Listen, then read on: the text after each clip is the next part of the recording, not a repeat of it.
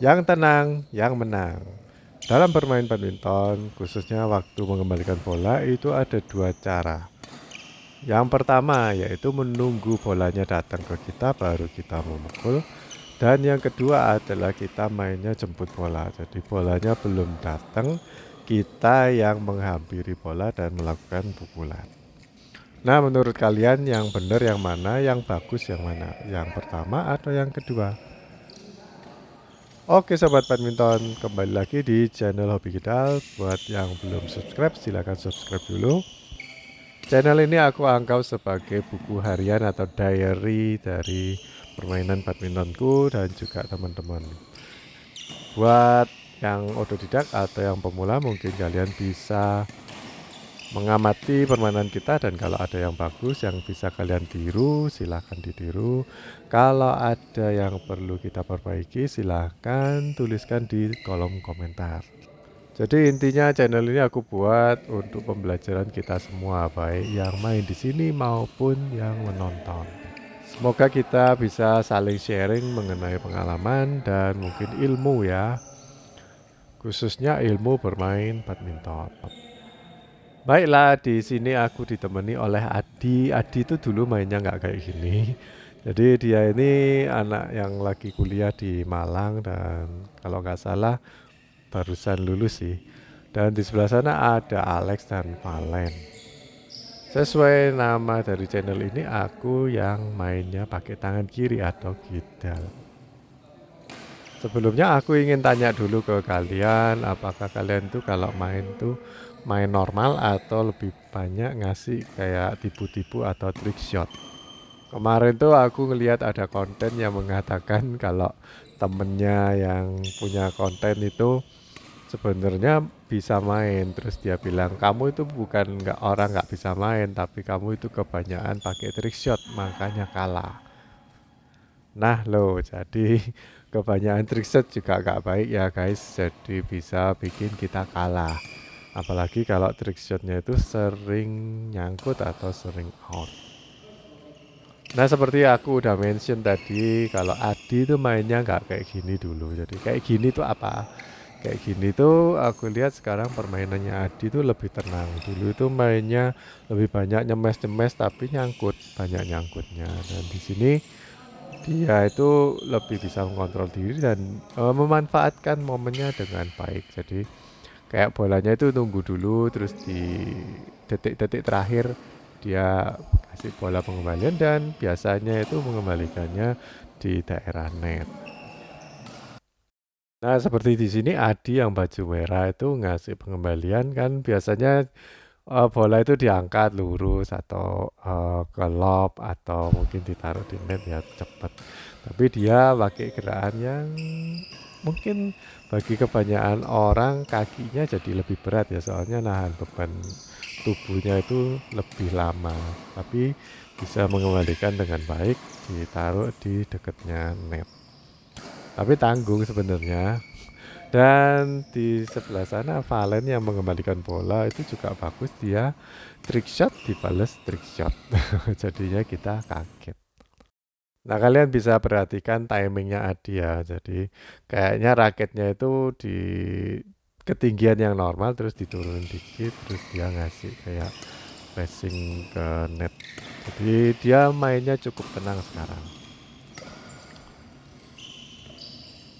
Kalian lihat lagi di sini kayak yang tadi ya, terus Valen ngasih trick shot lagi dan Adi udah baca sih soalnya tadi kan kita mati ya Adi habis ngasih kayak gitu terus ternyata aku gak jaga di sebelah sana dan sekarang lebih siap lagi Adi jadi kita dapetin poin. Mungkin kalian bisa bandingin dengan gerakanku ya. Jadi aku kan nggak kayak Adi nggak nunggu dulu.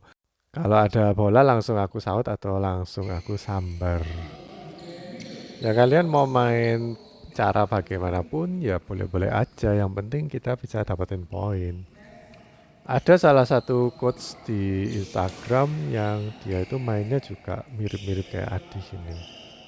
Ya mungkin waktu itu dia mainnya kayak gitu ya. Aku cuma lihat kontennya satu dua kali sih. Jadi kalau mungkin lawannya lebih berat atau lawannya atlet mungkin mungkin ya itu mainnya lebih berbeda. Jadi preferensi kita, cara kita main tuh mungkin tergantung dari lawan kita ya. Kalau lawannya cukup cepat atau udah bisa baca gitu, mungkin ya nggak bisa diterapin caranya Adi kayak gini. Buktinya ya kalau atlet, international atlet, kita kan hampir nggak pernah ngelihat orang mainnya itu kayak slow motion kayak gitu ya. Walaupun Adi bisa menghasilkan poin karena kita lawannya bukan atlet, tapi kenapa kok atlet nggak pakai cara kayak gitu? Ya mungkin karena cara-cara yang seperti itu nggak dapetin poin banyak, walaupun mungkin sesekali itu bisa mendapatkan poin, apalagi kalau rally-nya itu udah panjang, udah beberapa puluh shots, pasti lama-lama capek ya atletnya. Jadi mainnya itu kayak gitu, main tunda-tunda atau enggak main pukulan yang keras-keras. Jadi mau main pakai cara apapun sih bebas ya. Jadi nggak ada yang benar, nggak ada yang salah.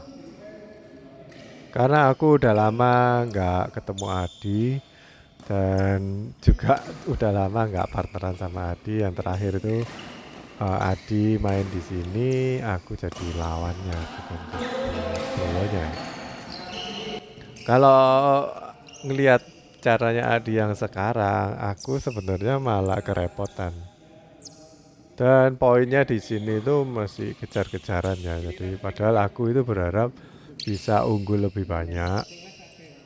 Khususnya di awal-awal game, jadi kita itu waktu di akhir-akhir game bisa agak nyantai. Soalnya kalau udah capek, kita maksa nanti tambah banyak error. Jadi kalau kita main tuh sebaiknya di awal-awal kita banyakin dapat poin sebisa mungkin, main cepet atau main yang ngasilin poin dengan lebih banyak.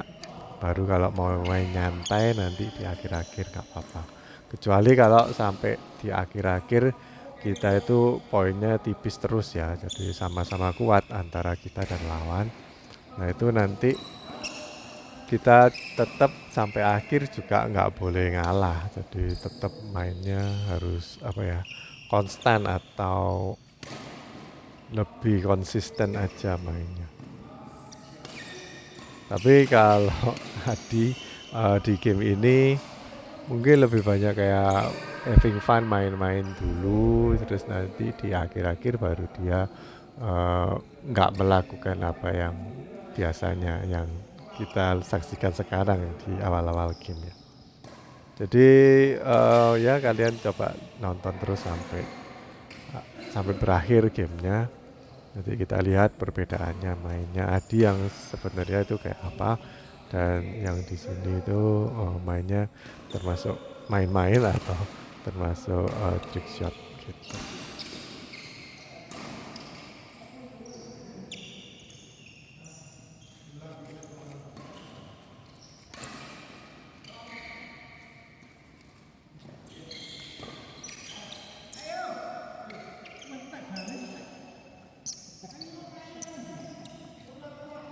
Lah WC dua ya Rek ya, taruh sini ya.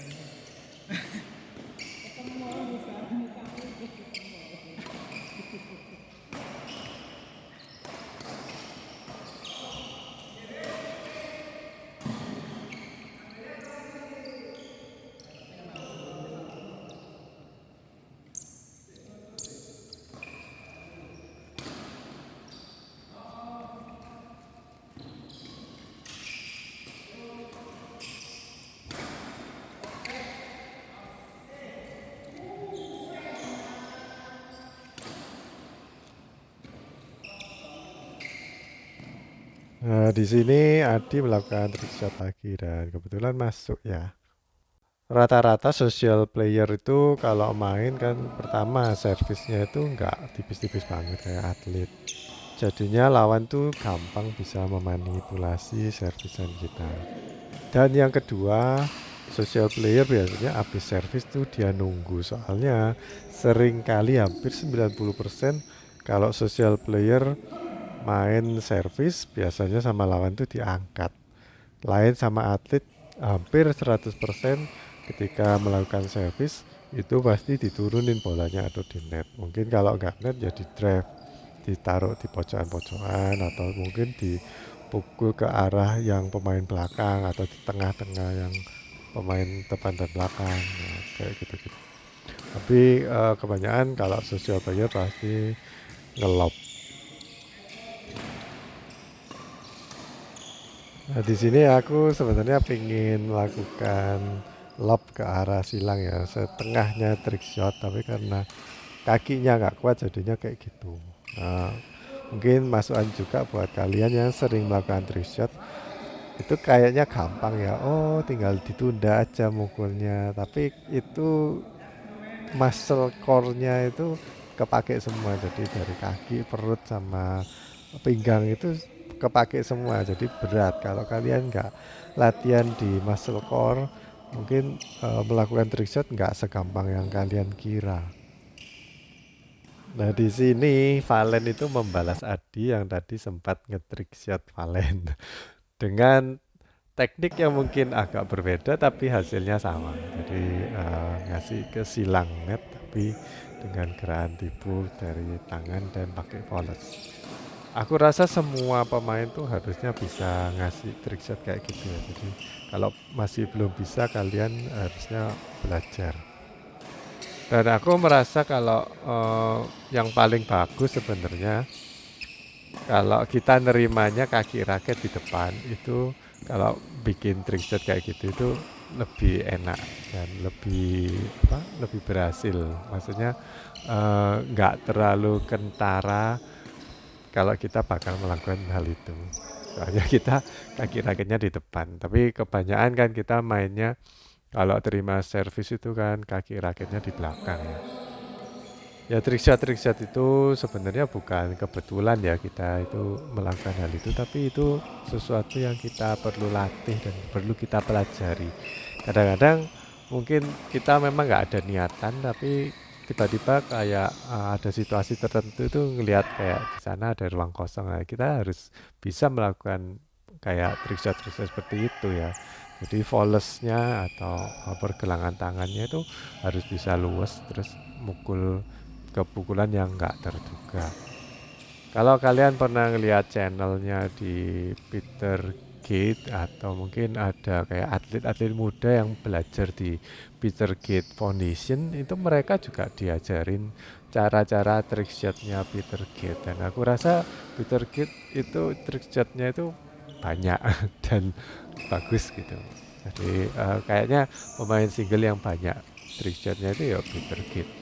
Uh, Kalau Ginting mungkin banyak punya trademark tersendiri ya untuk bisa ngasih trick shot, tapi kalau Peter Kid aku rasa banyak ini mainnya cukup bagus dan dia tambahin kayak trick shot itu, jadi dia banyak memenangkan kompetisi dulu waktu mudanya.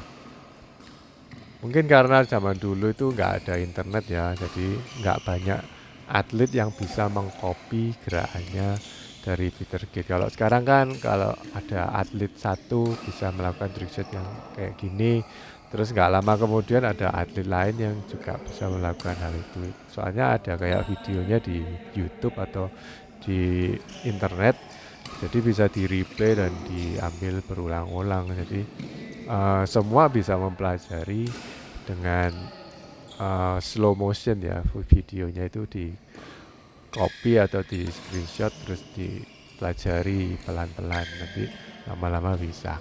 Yang kemarin itu kan sempat viral servisnya yang dipeluntir atau muter-muter tuh yang dapetin poin terus, yang pada akhirnya sama BWF dilarang ya, soalnya itu jadi nggak mainnya pemainnya jadi cuman ngandelin trick shot dari cara servis yang di spin gitu. Dan itu cukup viral ya. Jadi ketika ada satu pemain di Eropa yaitu terus nggak lama kemudian ada pemain dari Malaysia, dari mana itu semua ngajarin malah di TikTok atau di Instagram Reels, di YouTube, itu semua ngajarin caranya servis ala-ala pemain Eropa itu. Dan ternyata nggak lama kemudian di ban atau nggak boleh sama BWF. Ya tiwas belajar. Jadi kalian juga perlu ini ya, mempertimbangkan hal itu. Ada trick shot yang mungkin bisa dipelajari dan itu masih termasuk legal atau nggak fault. Ada juga yang dibilang fault. Tapi sejauh ini ya spin serve itu termasuk kayak trick shot ya. Kalau menurutku sih. Jadi sejauh ini aku lihat trick shot yang fault atau yang nggak legal itu cuman ada di servisan. Jadi yang kemarin itu dari Eropa itu sama yang satunya service spin dari pemain Malaysia namanya Sidek atau Sidek Surf itu juga di ban sama BWF gak boleh. Soalnya mukul kena bulunya dulu, jadi bolanya melintir. Tapi kalau waktu permainan kayaknya boleh ya, misalkan ada bola di net tipis, terus bolanya masih muter-muter, kita mukul balik kayak net kill gitu, ngenai bulunya dan bisa masuk ke daerahnya lawan itu masih boleh. Nggak perlu kena kepalanya, cuman waktu servis aja kita harus kenai kepalanya. Kepalanya shuttlecock maksudnya. Jadi waktu servis tuh kepalanya shuttlecock harus ngenai penampang atau senarnya raket. Kalau kalian ngenai bulunya dulu, itu nggak boleh.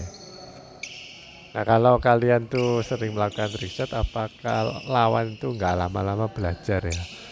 Kalau kita ngelakuin trick shotnya cuma satu, terus nanti lawan jadi nengeri atau bisa baca.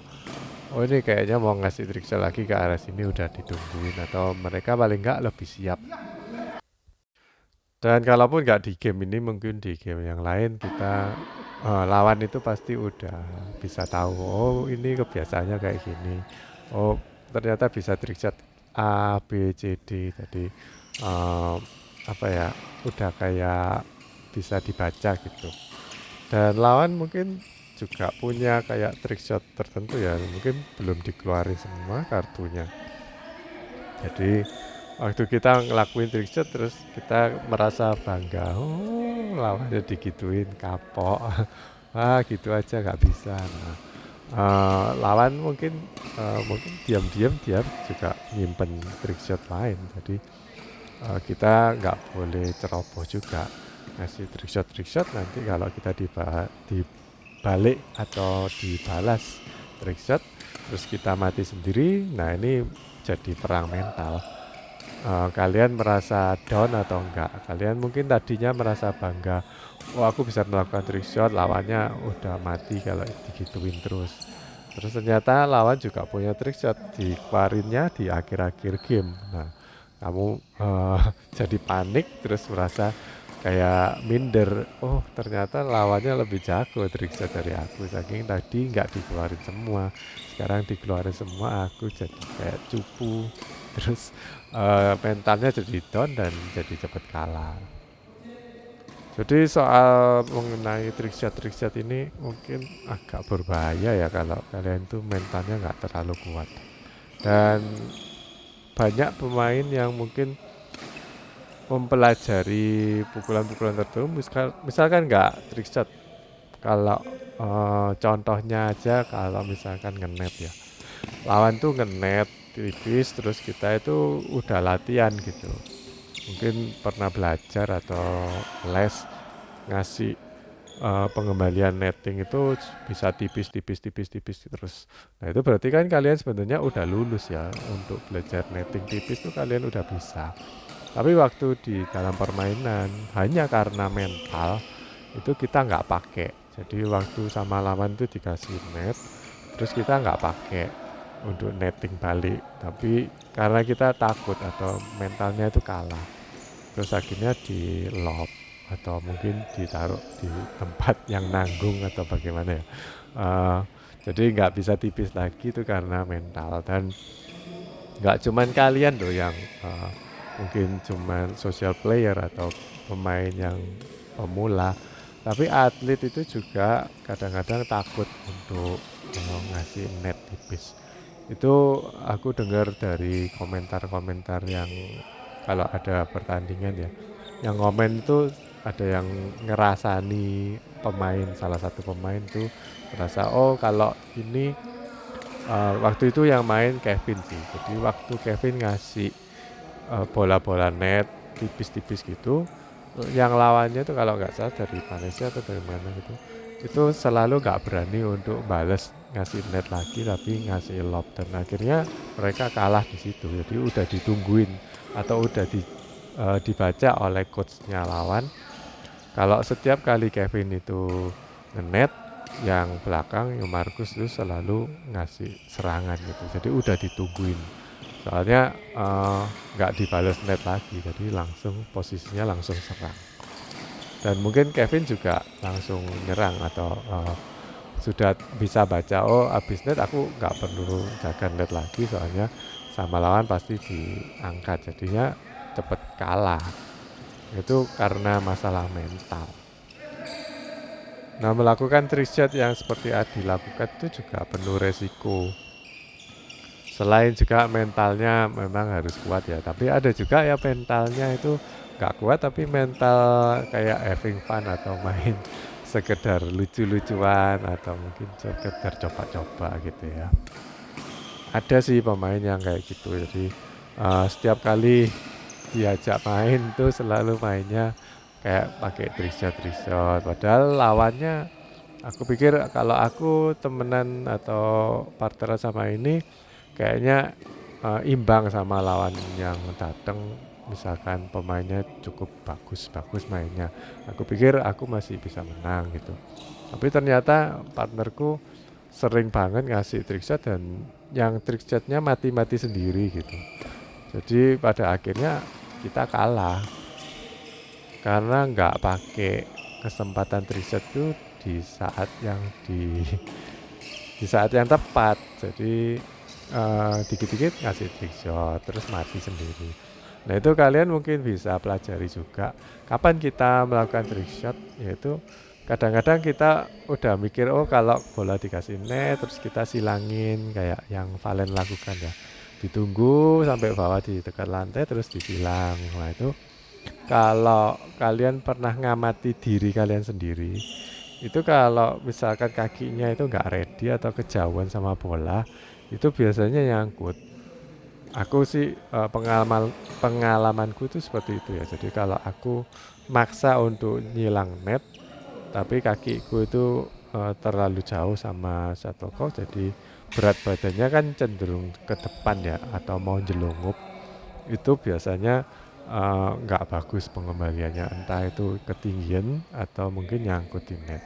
Tapi kalau udah dekat, misalkan sekitar 30-40 cm gitu kakiku sama raket dan bola yang aku ambil itu dekat, itu biasanya masih bisa, soalnya nggak berat.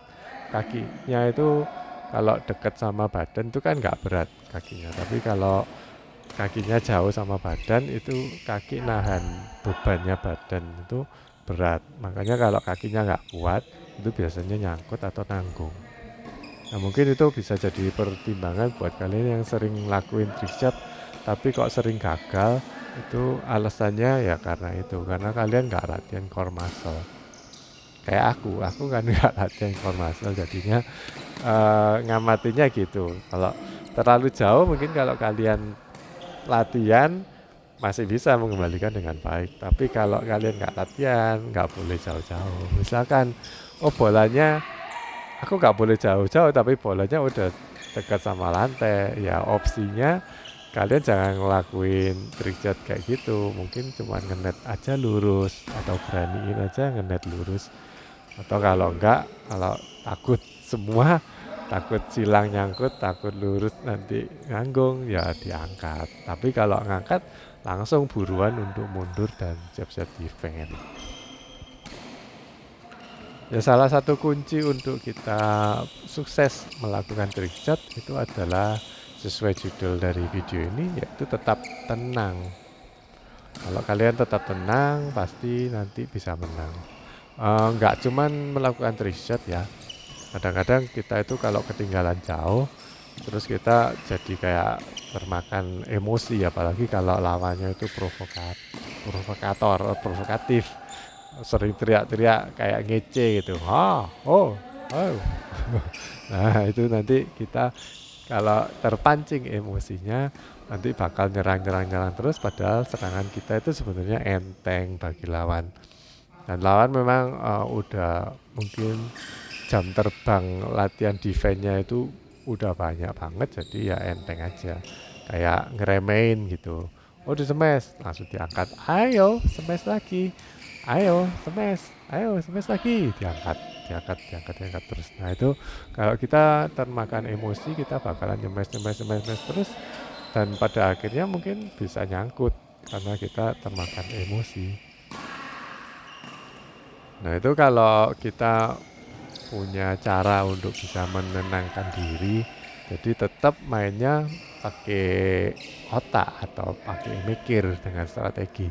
Oh, sekarang aku smash 2 kali terus kasih drop shot di tengah misalnya, atau mungkin smash 2 kali drop shot terus langsung ke lob. Nah, itu mungkin lawan bisa bingung, atau ayo smash lagi, ayo, kan nungguin ya lawannya itu defense sambil provokasi, smash, ayo smash, ternyata bolanya di laut dan lawannya nggak siap. Nah, itu kita nggak perlu makan emosi, jadi masih bisa mikir dengan sehat dan bisa mikir kebalikannya atau uh, strategi yang lebih kreatif lagi. Begitu juga dengan trick shot ya, kalau kita itu tetap tenang, itu ada bola-bola yang semestinya di net kill itu enak, tapi karena mungkin lawannya juga jago banget untuk ngebaca arahnya dari net kill itu bagaimana. Misalkan gini ya, ada beberapa kesempatan aku itu uh, bisa net kill dengan baik gitu, tapi lawan ini juga punya kayak strategi masang raket dihadapin di dekatnya net. Jadi itu kadang kita kan ragu-ragu ya untuk ngambil, atau waktu kita net kill nanti bolanya balik lagi.